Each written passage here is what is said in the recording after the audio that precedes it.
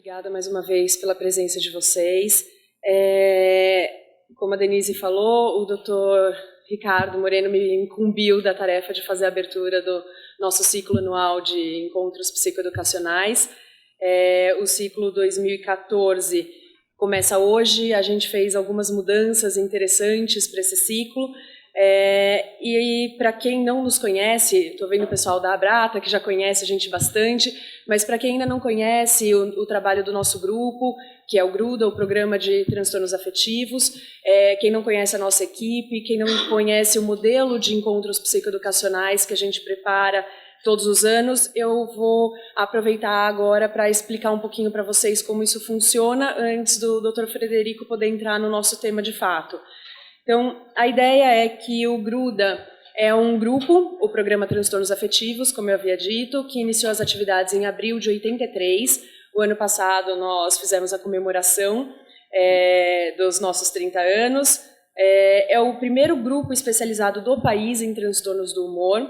Ele foi fundado pelo professor Ricardo Moreno, e a primeira unidade assistencial especializada em transtorno do humor também do país. Ele serviu de modelo, o nosso grupo serviu de modelo para a criação de várias outras unidades especializadas para cuidar de pacientes e pesquisar em transtornos do humor, que não acontecia antes. Transtornos do humor, aqui a gente sempre falando de depressão, transtorno bipolar, e ao longo desses anos todos a gente conseguiu, com um trabalho muito consistente, muito dedicado, com uma coordenação muito pontual, muito dedicada do professor Ricardo, chegar como referência nacional na área de transtornos do humor. Então, hoje, entre os maiores grupos de pesquisa em transtornos do humor do país, o GRUDA é sempre lembrado como um dos principais. Então, a ideia é que ao longo desses 30 anos, já passaram pelo GRUDA 48 médicos colaboradores, 20 médicos pesquisadores, mais de 30 estagiários, mais de 20 psicólogos, 17 pós-graduandos, dos 181 residentes e mais de 25 residentes que vieram de outras instituições do país ou do exterior.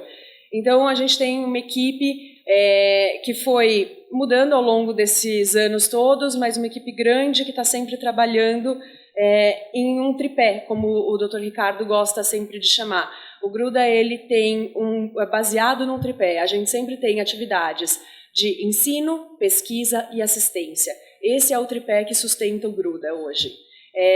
A ideia é que dentro dos atendimentos de assistência, nós temos o atendimento clínico, ambulatorial, que é o tratamento de pacientes. Então, a gente tem todo o tratamento de pacientes de depressão e transtorno bipolar, e que a gente faz triagens a partir do nosso site, é um sistema informatizado. O paciente entra no nosso site, essa foto que está aqui ao lado é a foto da página de abertura do nosso site. Essa faixa azul, o paciente clica nela e abre então um formulário para o paciente preencher com dados, para que ele possa ser chamado para uma triagem para ser tratado aqui no Hospital das Clínicas, dentro do nosso grupo especializado em transtorno bipolar e depressão.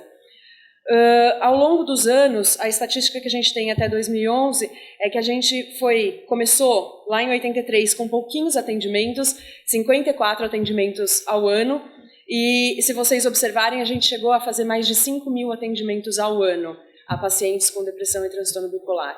Então, a gente tem um trabalho de grande impacto, com um número de atendimentos, consultas médicas, avaliações neuropsicológicas, avaliação da parte da fisioterapia, de postura, de corpo, de exercício.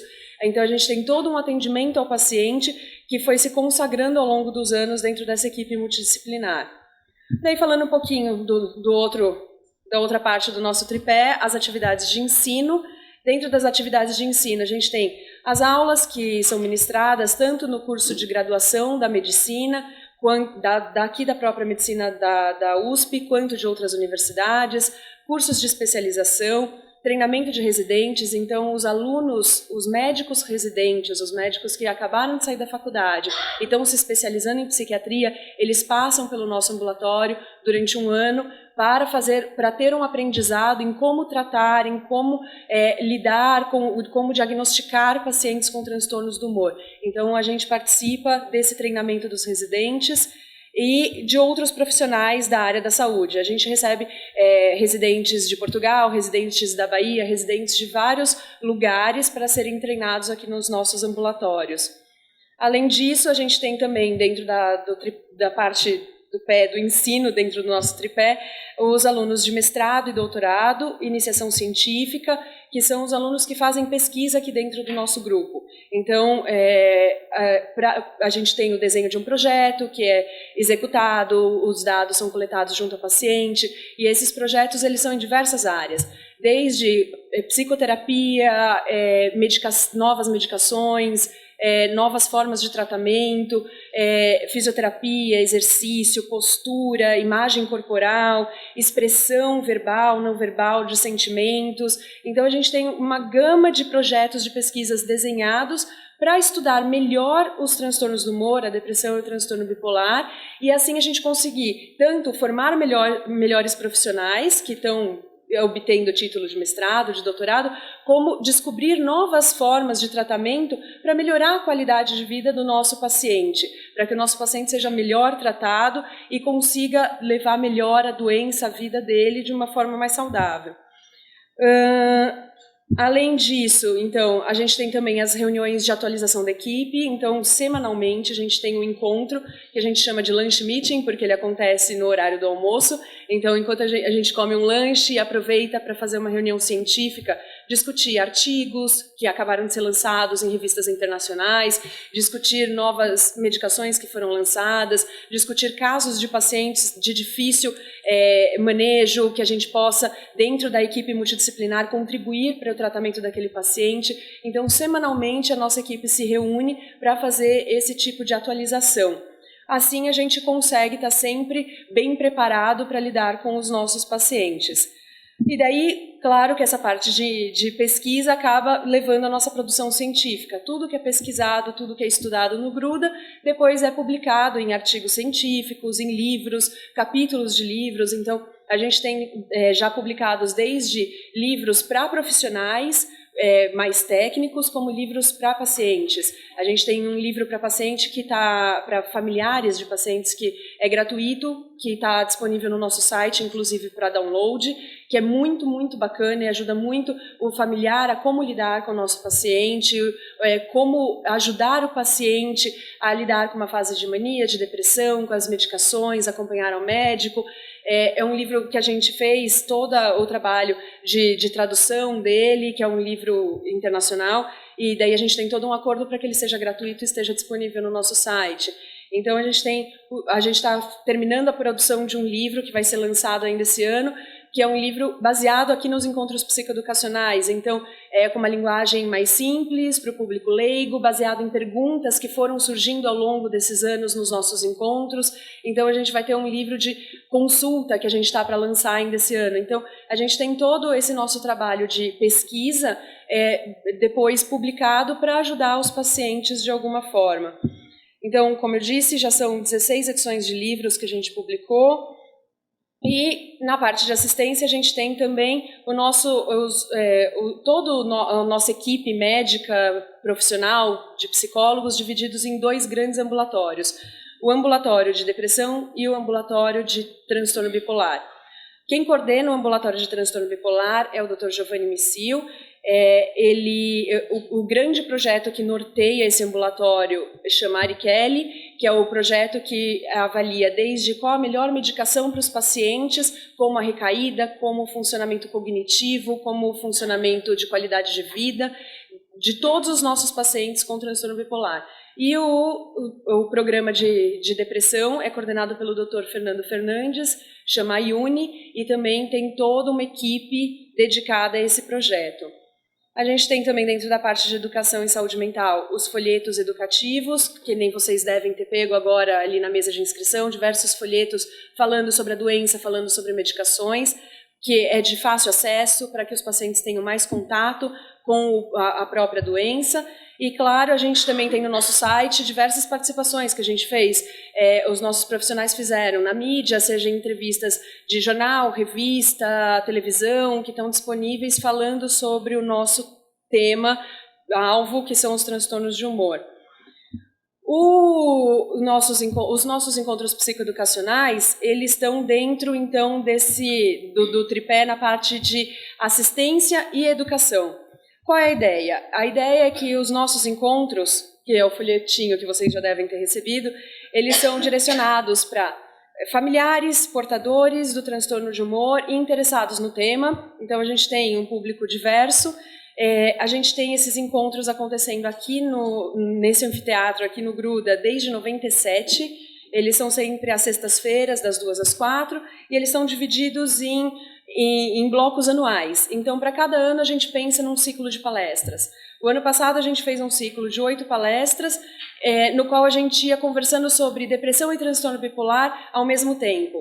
Então, como é a abordagem familiar do paciente com depressão e transtorno bipolar? Como é o tratamento medicamentoso e psicoterápico do paciente com depressão e transtorno bipolar? Esse ano a gente optou por fazer uma divisão. A gente preferiu dividir o primeiro semestre, 4 palestras, dedicadas exclusivamente a pacientes com depressão, familiares de pacientes com depressão, e o segundo semestre dedicado a transtorno bipolar. Porque a gente percebe que muitas vezes o paciente com transtorno bipolar acaba tirando muitas dúvidas e o paciente com depressão fica mais quietinho, não conseguia tirar tantas dúvidas, não participava tanto. A gente optou então por fazer uma divisão e a gente está experimentando esse novo modelo. A gente reformulou, como a Denise falou, o nosso folder, o nosso logo. Eu acho que isso foi um trabalho bem bacana que a gente fez do final do ano passado para cá. A gente pensou num logo para os nossos encontros, não usar apenas o logo do Gruda, como a gente usava antigamente, e a gente pensou num símbolo que representasse as diversas emoções, as diversas faces do humor que o paciente experiencia, então vivencia, então a felicidade, a tristeza, a surpresa, e mostrar que, na verdade, aqui nos encontros, a nossa tentativa é de que todos estejam juntos, independente se é o paciente deprimido, em mania, o familiar, se está desgastado, se está triste, se está eufórico, todos são muito bem-vindos e a gente tenta juntar todo mundo para discutir mais e informar mais sobre a doença. Esse modelo de psicoeducação, de encontros psicoeducacionais, ele não foi criado pela gente, na verdade a gente trouxe ele para cá baseado principalmente num grande pesquisador, o Miklovitz, e os colaboradores dele. Eles vêm trabalhando e pesquisando nessa área de encontros psicoeducacionais há bastante tempo. Eles têm um manual de psicoeducação para pacientes com transtornos de humor publicado, muito interessante. E a ideia dos encontros psicoeducacionais é fazer uma intervenção de caráter educativo e psicológico. Qual é a ideia? A gente não tem só uma palestra, não é só informação, não é só jogar conteúdo. A gente tem o interesse de trazer um tema novo, que eduque, que traga novas informações, que colabore com o aprendizado do paciente, do familiar, sobre a doença que eles estão vivendo. Mas também a gente tem, depois dessa 1 hora de palestra, 1 hora inteira para discussões, dúvidas, compartilhar vivências, um paciente poder dizer para o outro como lidou com determinada situação, porque a ideia é que ele seja psicológico, que ele tenha esse efeito psi também. Não seja só uma palestra, uma educação por educação, mas que a gente consiga trabalhar com o impacto que essa informação nova trouxe para quem está ouvindo essa informação. Então, o se sentir dentro de um grupo, poder dividir a experiência, faz parte do processo dos encontros psicoeducacionais. E a ideia dos encontros psicoeducacionais é que a gente já tem, dentro dessas pesquisas, mostrando que os encontros psicoeducacionais associados à farmacoterapia, à medicação que o paciente está usando, eles ajudam em muito a evolução do paciente. Então, aumenta a adesão ao tratamento. Muitas vezes o paciente acha que a medicação eu não quero, eu vou largar porque eu já estou bem. O fato de estar participando dos encontros psicoeducacionais e trocando experiência e tendo mais conhecimento sobre a doença ajuda a manter o paciente tomando a medicação adequadamente, previne que o paciente tenha novas recaídas da doença, entre em crise mais vezes, auxilia o paciente a lidar com os sintomas que ele tem e com prejuízo social, psicossocial, na vida dele que esses sintomas trouxeram. E isso vai fazendo com que o paciente fique melhor, tenha uma melhor qualidade de vida, e isso vai ajudando no tratamento e na recuperação do paciente. E daí, como eu tinha dito, então a ideia não é só dar informações, então ajudar o paciente a compreender, lidar com a doença e as consequências, claro, para ajudar então que o tratamento médico e a medicação funcionem, educar então o paciente, familiar, sobre sintomas, sobre sobre que tipos de tratamento, quais os sinais de que uma nova crise estão vindo, tudo sobre a doença e lidar com essas informações, como eu disse, de uma forma a não simplesmente jogar a informação sem ver o impacto que isso trouxe, né? E então, como objetivos, a gente tem aumentar o conhecimento sobre a doença, aprender a detectar os sinais de recaída, aumentar a adesão ao tratamento, controlar os fatores de risco para novas recaídas, evitar o uso de substâncias psicoativas, regularizar os hábitos de sono, principalmente, de rotina, e prevenir o suicídio. Então, a psicoeducação vai estar trabalhando com todos esses objetivos. Aprender, então, a lidar com a doença, aumentar o funcionamento social, lidar com possíveis sintomas e aumentar o bem-estar e a qualidade de vida. E daí a psicoeducação aqui, o modelo que a gente adota é um modelo aberto. Existem vários modelos de psicoeducação. O nosso é aberto porque qualquer pessoa que tiver interesse pode vir e nem sempre quem veio na primeira vai estar em todas. O ideal seria que estivessem, mas tem gente que fica sabendo no meio do caminho e vem para a terceira, vem para a quinta, vem conforme pode. Então esse é um modelo aberto que abrange muito mais gente. Mas a gente tem os modelos fechados, então é o mesmo grupo que se encontra durante 16, 20 sessões, 20 encontros para falar desses temas e são sempre os mesmos participantes e quando acaba esse número de encontros pré-determinado, o trabalho se encerra. Então, a gente tem diversos modelos, pode ser só para pacientes, pacientes junto com familiares, só familiares. Então, a gente tem diversas formas de fazer a psicoeducação. E é claro que a psicoeducação tem a vantagem de ser mais barato do que um tratamento individualizado, sem prazo para terminar, que acaba no serviço público sendo muito difícil de ser implantado. Se você procurar uma psicoterapia individual no serviço público, é difícil de você encontrar, porque aí existe uma fila de espera muito grande, porque é um trabalho lento. A psicoeducação tem resultados maravilhosos, comprovados cientificamente, pode ser feito em grupo, e isso facilita a implementação dela no serviço público. E a psicoeducação não impede que o paciente esteja também fazendo uma psicoterapia individual. Ele pode estar fazendo a psicoterapia individual e participando de grupos de psicoeducação ao mesmo tempo. Então, ela nos dá muita flexibilidade de trabalho. Aqui nos nossos encontros psicoeducacionais, então, a gente tem uma estatística, a gente vem tendo uma participação de em torno de 800, 900 pessoas ao ano, durante esses 8 encontros anuais que a gente faz, o que dá muita satisfação para a gente ver os números aumentando, a gente está sempre trabalhando para que eles aumentem mesmo. E para falar um pouquinho, como eu disse para vocês, eu apresentei o Gruda, apresentar a nossa equipe. A gente tem dentro da nossa equipe médicos assistentes, médicos colaboradores, a gente tem a secretária, os alunos de pós-graduação, os psicólogos, fisioterapeutas e os alunos de iniciação científica. Essa é uma das fotos do nosso grupo. Para quem não conhece o professor Ricardo, que faria a abertura, é essa figura aqui na frente da foto. Vocês vão ter a oportunidade de conhecê-lo, ele vai dar palestras ao longo do ano também, ele vai fazer o nosso encerramento no final do nosso ciclo. Espero que tenha dado para vocês terem um panorama geral do o que é o nosso grupo e o que são esses encontros que a gente está oferecendo e que começam no dia de hoje. Depois a gente vai agora ter a palestra com o Dr. Frederico e ao final a gente tem 1 hora inteira para conversar, discutir, fazer perguntas. Então só por conta da filmagem a gente pede para não interromper durante a palestra e daí no final a gente vai ter bastante tempo para isso. Obrigada, gente.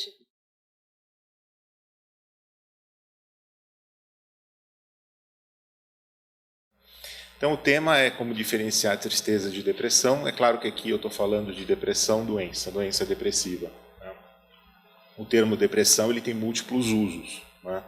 Frequentemente a gente usa na linguagem coloquial a depressão como sinônimo de tristeza. Não, eu estou muito deprimido porque aconteceu isso, aconteceu aquilo.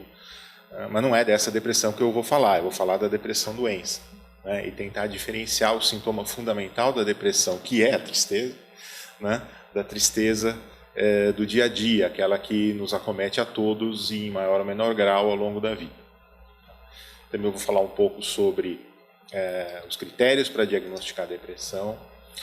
Uma coisa importante, principalmente em relação às mudanças nos critérios operacionais de depressão, principalmente que houve do ano passado para cá, que foram publicadas em 2013, são algumas mudanças que trazem algumas alterações significativas, vou chamar mais atenção para isso. O tratamento, só passar brevemente, porque durante o ciclo vai ter outras oportunidades, né, de se falar especificamente sobre tratamento. Esse é um primeiro slide, é um slide de panfletário, né, para falar sobre a importância da doença depressiva.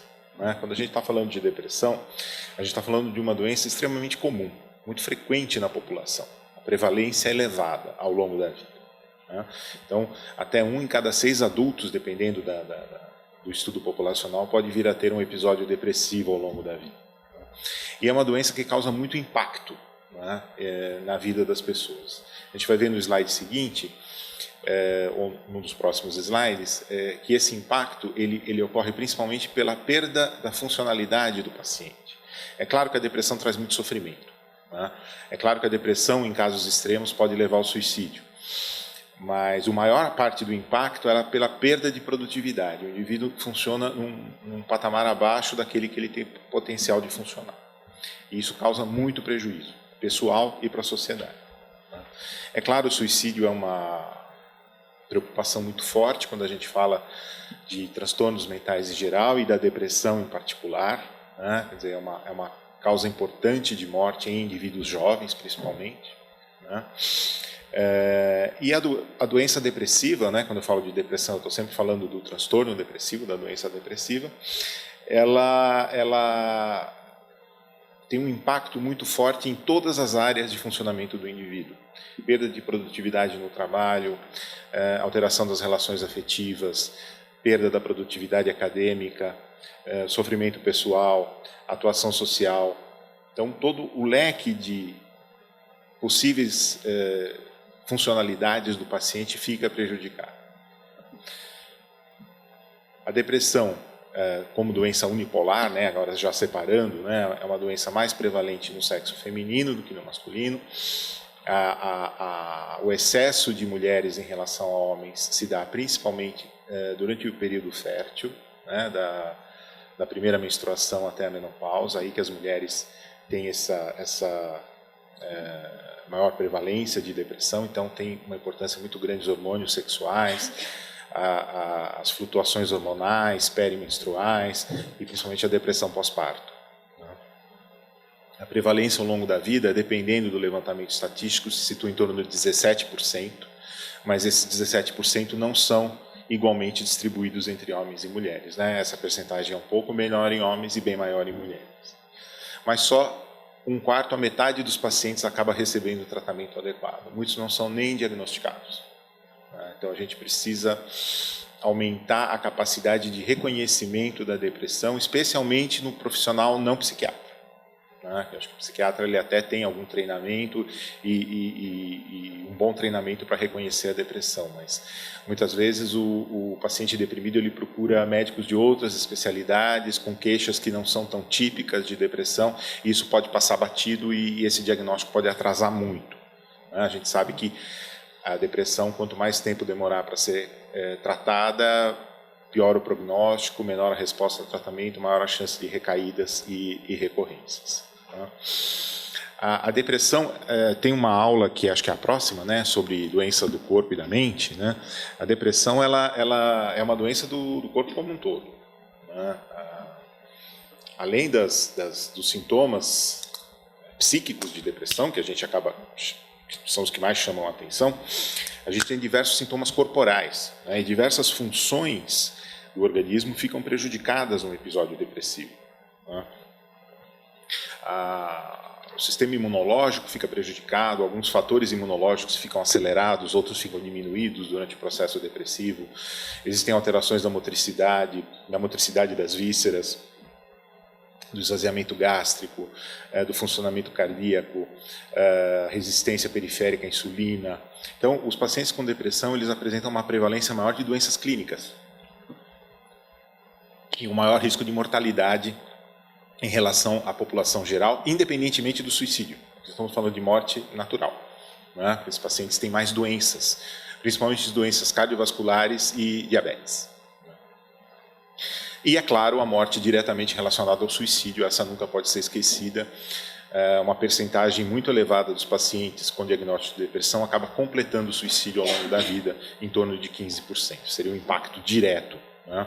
Mas quando aquela frase altas taxas de mortalidade, risco relativo de 1,5 a 2, eu estou falando de mortalidade natural, mortalidade por doenças, que a depressão facilita, né, a ocorrência ou agravamento de doenças.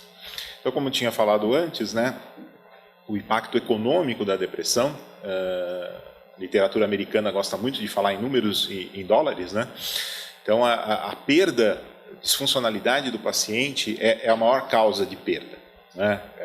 Mais de 60% da perda econômica associada à depressão não é pelo suicídio ou pelo tratamento da depressão, e sim pela disfunção que a depressão proporciona. É claro que existe um custo relacionado ao próprio tratamento, medicamentos, honorários médicos, etc., os custos relacionados à perda de vidas, mas o maior custo é a disfuncionalidade.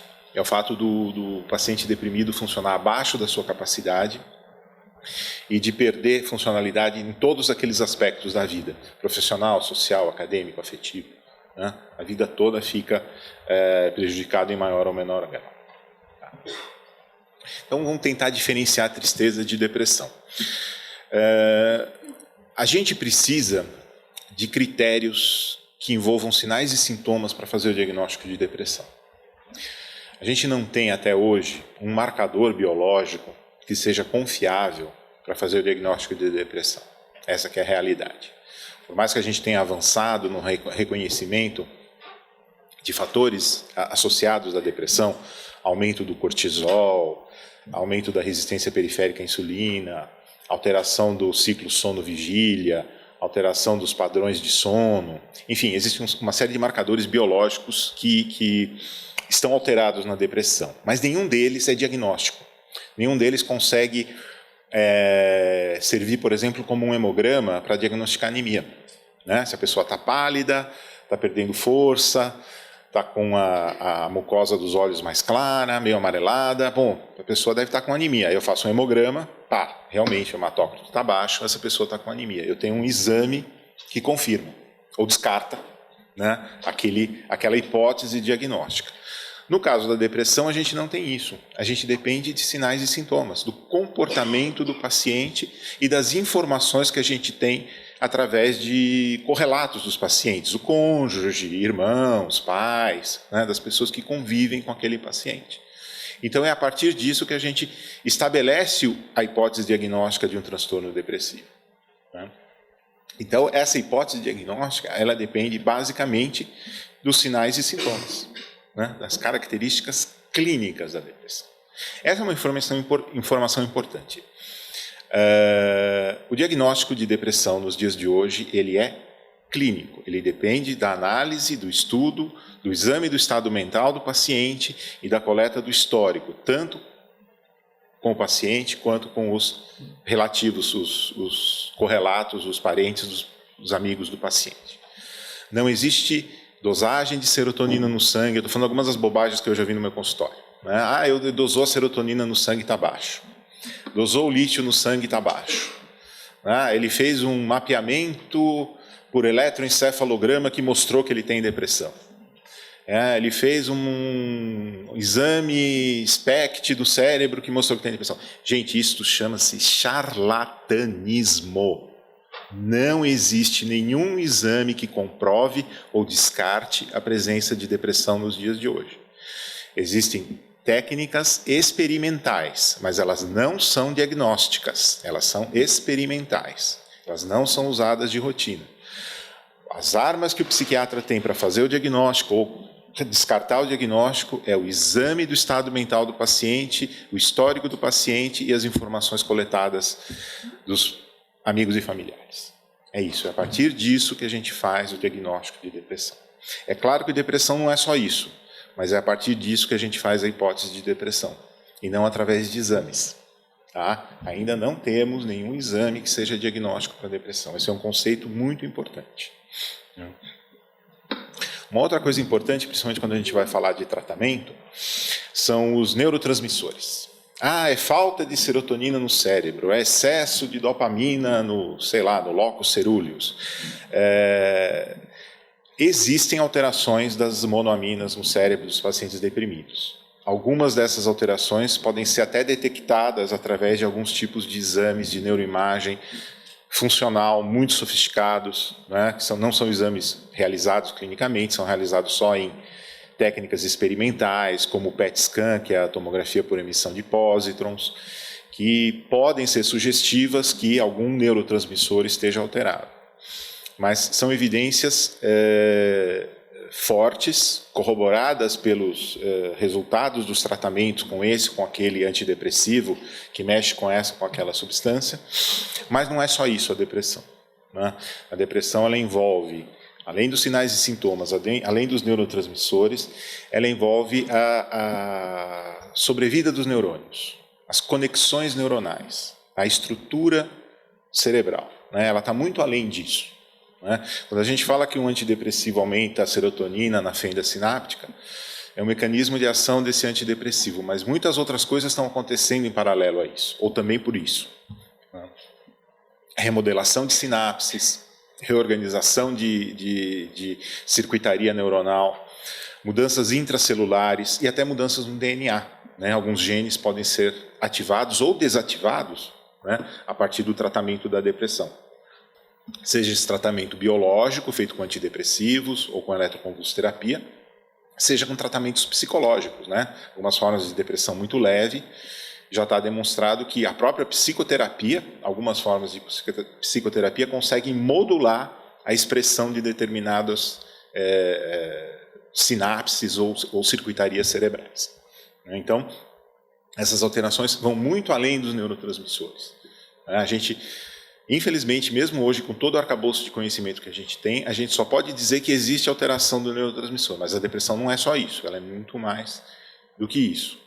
É um processo muito mais complexo e a descoberta desses mecanismos é sempre muito estimulante. A depressão ela se apresenta de muitas formas, né? Ela tem sintomas em vários aspectos, né? O humor, é claro, é o sintoma mais evidente, a gente está falando de diferenciar a tristeza da doença depressiva, mas o corpo todo está doente, então tem alterações de sono, apetite, psicomotricidade, alterações de libido, cognição, alterações do sistema imunológico, sistema hormonal.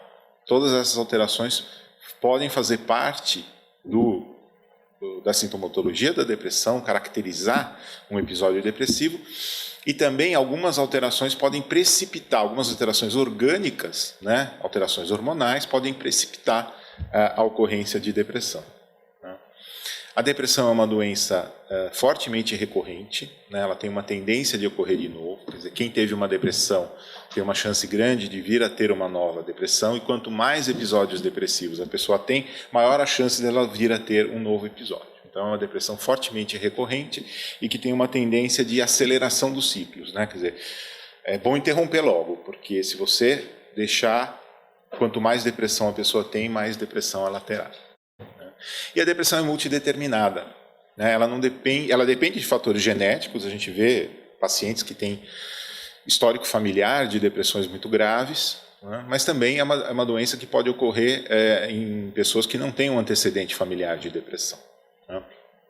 É uma doença que tem uma multideterminação. Fatores de criação, traumas na infância, fatores relacionados ao desenvolvimento da personalidade, fatores relacionados a doenças crônicas, alterações hormonais, outros fatores ambientais, fatores dinâmicos ou psicodinâmicos. Todos esses também colaboram para o desencadeamento de um episódio depressivo ou de uma depressão recorrente. A carga genética é importante, mas ela não é determinante se o indivíduo vai ter ou não um episódio depressivo. Outros fatores ambientais do próprio organismo da pessoa, relacionados a outros problemas clínicos, também vão colaborar para esse diagnóstico. Então, vamos tentar diferenciar a tristeza da depressão da tristeza normal. É chato falar tristeza normal, mas faz parte da vida, né? A tristeza da depressão ela é diferente. Ela pode começar como uma tristeza normal, né? A gente vai falar isso no slide seguinte. Mas ela, frequentemente, ela é profunda e motivada, né? Um evento desencadeante, que a gente chama de um evento vital de impacto negativo, pode estar e frequentemente está associado ao início de um quadro depressivo, né? Gerando uma tristeza, aquela tristeza que nós todos temos, né? Mas essa tristeza, em algum momento, dentro da doença depressiva, ela se torna autônoma. Ela deixa de precisar de um fator externo, um fator desencadeante. Ela começa a invadir outras áreas que, num primeiro momento, não tinham nada a ver com o fator desencadeante. Então, a gente pode citar, por exemplo, uma desilusão amorosa, que pode ser um evento vital de impacto negativo, mas se isso se transformar numa depressão, se essa tristeza se transformar numa depressão, a tristeza ela não vai estar mais relacionada a só a desilusão amorosa. Ela vai começar a interferir no trabalho, na atividade escolar, acadêmica, no relacionamento com as outras pessoas, né? Então é uma tristeza que, de uma certa forma, ela se tornou autônoma e ela começa a invadir outros aspectos da vida, além daquele que o desencadeou. É muito frequente no início da doença depressiva existir um fator desencadeante, né? Existe uma forte correlação entre o início da depressão-doença e um evento vital de impacto negativo, um revés financeiro, uma desilusão amorosa, perda de emprego, um trauma. Só que, em algum momento, essa tristeza deixou de ser relacionada apenas ao evento desencadeante. Ela se tornou autônoma e começou a invadir outros aspectos da vida. E como a doença depressiva ela é recorrente, a existência de um evento desencadeante ela é mais comum nos primeiros episódios depressivos. Se o indivíduo, e é uma característica da doença, voltar a ter novos episódios, ele vai precisar cada vez menos de um evento desencadeante. A depressão vem do nada, nas recaídas futuras ou nas recorrências futuras, né? Isso está demonstrado nesse gráfico, né? Que você tem aqui, aqui são os números de episódios que os pacientes tiveram, e aqui a probabilidade de um estresse recente, né, de um evento vital de impacto negativo. Então, nos primeiros episódios, o risco de você ter um estresse recente é muito elevado, né? À medida que o indivíduo vai tendo cada vez mais episódios, o risco de você ter um evento desencadeante vai caindo, né? E aquilo que eu falei antes, né, o risco do início de depressão por mês vai aumentando conforme o paciente vai tendo mais episódios depressivos, né? Quanto mais depressão o indivíduo tem, maior a chance dele ter uma nova depressão. E a necessidade de eu ter um evento vital de impacto negativo vai diminuindo ao longo do tempo. A depressão se torna completamente autônoma. Ela já não depende mais do que está acontecendo lá fora, ou dentro do organismo do indivíduo, né? Ela acontece porque ela tem uma forte tendência à recorrência, né? Então, o que a gente tenta é sempre tratar a depressão, não deixar ela passar dos primeiros episódios. Se for o caso, a gente tenta usar uma medicação profilática para evitar a ocorrência de novos episódios, porque a gente sabe que quanto mais vezes a pessoa ficar deprimida, maior a chance dela ter uma nova depressão, né? Então, com o aumento dos episódios depressivos, o fenômeno de sensitização ao clínico aumenta o risco de depressão e diminui a associação com eventos de impacto negativo, né? Ela se torna completamente autônoma. A tristeza, então, como eu já tinha falado no slide anterior, nuclear, profunda e imotivada, mas imotivada dentro desses parâmetros que eu coloquei, né? A depressão, a palavra depressão, ela fala de inibição, os processos psíquicos ficam inibidos. Então, nas depressões mais típicas, o pensamento fica lento, a motricidade fica lenta, a fala fica lenta, as coisas ficam lentas. A gente vai falar de outros tipos de depressão logo em seguida. O indivíduo diminui o drive, a iniciativa, ele tem menos pulsão para fazer as coisas, né? Tudo parece difícil, complicado ou não prazeroso, né? Lentificação motora, eu já falei, né? Falta de iniciativa, memória fraca, sensação de que não entende mais as coisas, desatenção. Um quadro depressivo típico frequentemente envolve todos ou quase todos esses sintomas. Um sofrimento por não estar conseguindo produzir, né? O indivíduo sente que ele está abaixo da sua capacidade e sofre por isso, se culpa por isso, né? Sensações corporais são muito frequentes na depressão, dores sem que haja uma causa definida, né? Comorbidade com doenças também que não tem muita explicação, como fibromialgia reumática é muito frequente, mas ou dores espalhadas pelo corpo sem nenhuma característica diagnóstica, né? O viés de enxergar as coisas pelo lado negativo, né? Autorrecriminação, sentir que está pecando, que não foi o suficiente, ideias de inferioridade e o sintoma que mais preocupa a gente, que é o desamparo, a desesperança em relação ao futuro, né? O indivíduo que não vê saída. O indivíduo que não vê saída é um indivíduo que está em risco de tomar alguma atitude em relação a dar cabo da própria vida. Muitas vezes ele nem verbaliza isso, mas ele dá a ideia de que ele não vê mais saída. E isso é uma coisa que preocupa demais, né? Um indivíduo que está desamparado, desesperançado. Os critérios que a gente usa para fazer o diagnóstico de depressão, lembra que eu falei que a gente precisa de critérios operacionais, né? Que o nosso diagnóstico é 100% clínico, né? Normalmente a gente usa os critérios do DSM, que são muito mais objetivos que os critérios da CID, que é a Classificação Internacional de Doenças, né? O DSM publicou uma nova versão em maio do ano passado, em maio de 2013. Né? Basicamente, os critérios fundamentais de depressão foram mantidos, mas algumas subcategorias de depressão foram acrescentadas. Eu vou procurar falar brevemente sobre isso. Segundo o DSM, para fazer o diagnóstico de depressão, eu preciso de um ou dos dois sintomas fundamentais da doença depressiva. O humor deprimido a maior parte do dia, é aquela tristeza profunda, imotivada, pervasiva, que toma conta de vários aspectos da vida, ou anedonia, perda do interesse e prazer em quase todas as coisas ou em todas as coisas que antes davam prazer à pessoa, né?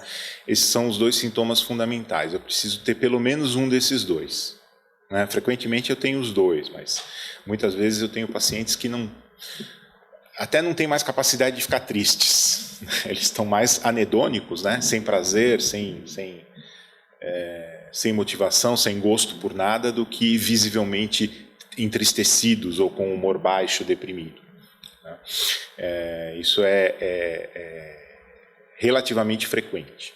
Mas o mais comum é você ter os dois sintomas associados, né? O indivíduo está muito triste, desanimado e anedônico, sem prazer em todas ou praticamente todas as coisas que antes ele considerava importante. Uma coisa que a gente precisa tomar muito cuidado, e também é um critério que caiu no DSM-5, né, é a tristeza atribuída a alguma coisa. Doença clínica, luto, um evento vital, e chamar esse humor de reativo. Tá? Como eu tinha dito antes, o fato de ter ou não um evento vital de impacto negativo não faz o diagnóstico ou descarta o diagnóstico de depressão. É o tipo de tristeza que o indivíduo apresenta e uma notável diminuição do interesse e prazer nas coisas. É isso, esses são os dois sintomas fundamentais. Frequentemente existe, de fato, um evento vital, né? O luto, por exemplo, caiu no DSM-5. Não existe mais até o DSM-4-TR, que é a última edição. Para você fazer o diagnóstico de depressão após o luto, a morte de um ente querido, você precisava de pelo menos 2 meses, né? Agora não, para você fazer o diagnóstico de depressão depois da morte de um ente querido, valem as mesmas 2 semanas para o diagnóstico de um episódio depressivo usual, né? Chegou-se à conclusão que os mecanismos neurofisiológicos, cerebrais relacionados ao luto são os mesmos da depressão e que não haveria necessidade de se esperar 2 meses para tratar o paciente. Contra isso, se diga que o luto é um evento tão forte que, às vezes, é preciso mais tempo do que 2 semanas para o indivíduo resolver esse luto. Então, é como se o indivíduo ficasse proibido de ficar triste, né? Mas, de qualquer maneira, né? Essa foi uma opção, né, da publicação do DSM-5, né? E nesses casos a gente tem que tomar muito cuidado também para não superdiagnosticar e também não deixar de diagnosticar o que é o mais frequente, né? Ficar atribuindo a tristeza a isso ou aquilo e deixar de fazer a hipótese de que o indivíduo está sofrendo de um episódio depressivo, né? Então eu preciso ter pelo menos um desses sintomas durante 2 semanas, todos os dias ou quase todos os dias, mas não bastam 1 ou 2 desses sintomas, eu preciso completar 5 de uma lista de 9. Tá? Esses são outros sintomas importantes que têm muito a ver com a parte fisiológica, com o organismo da pessoa, como eu falei, fica alterado durante a depressão, né? Perda ou ganho significativo de peso, né? Então as depressões mais típicas, o indivíduo tipicamente perde peso, ele perde o apetite e perde peso. Mas existem formas de depressão onde a ansiedade predomina muito, um sofrimento ansioso muito grande e o indivíduo ganha peso, né? Tudo uma notável mudança no comportamento ou no padrão de alimentação do indivíduo, né? Não é que ele já vem ganhando peso há 3 meses, não é isso. É que nessas 2 semanas ele está comendo demais e está ganhando muito peso.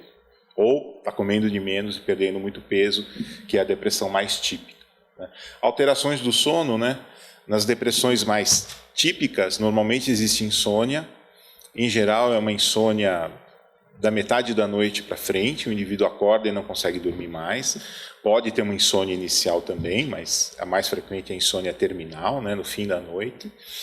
Mas também existem depressões onde o indivíduo fica hipersonolento, dorme o dia inteiro, às vezes com insônia noturna, né?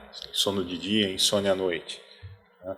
Esse tipo de alteração também é diagnóstico, também é um sintoma importante para diagnosticar a depressão. A agitação ou retardo psicomotor. As depressões mais típicas, existe o retardo psicomotor, a pessoa fica mais lenta, fala mais lenta, pensa mais lento, demora para responder, o pensamento parece que não funciona, né? A inteligência parece que não funciona, as coisas parecem que não funcionam, mas a agitação também pode ocorrer, né? O indivíduo fica inquieto, ele não consegue parar quieto, isso pode ocorrer nas depressões com forte sofrimento ansioso, e algo que vai mais além da agitação, né? Uma verdadeira hiperativação motora, o indivíduo procura fazer muitas coisas. Isso pode ocorrer no subtipo depressivo que foi agora descrito no DSM-5, que é a depressão mista, que é a depressão com sintomas de mania, né? Com sintomas de aceleração. Você tem um pano de fundo depressivo, né? E você pode ter uma aceleração, uma maior movimentação em direção a algum propósito. O indivíduo começa várias atividades, mas não tem energia para terminar nenhuma, por exemplo. O pensamento também pode estar, ao invés de lentificado, acelerado, mas sempre com conteúdo negativo. Esse é um conceito novo. Na verdade, não é um conceito novo, né? O conceito é mais velho que andar para frente. Na verdade,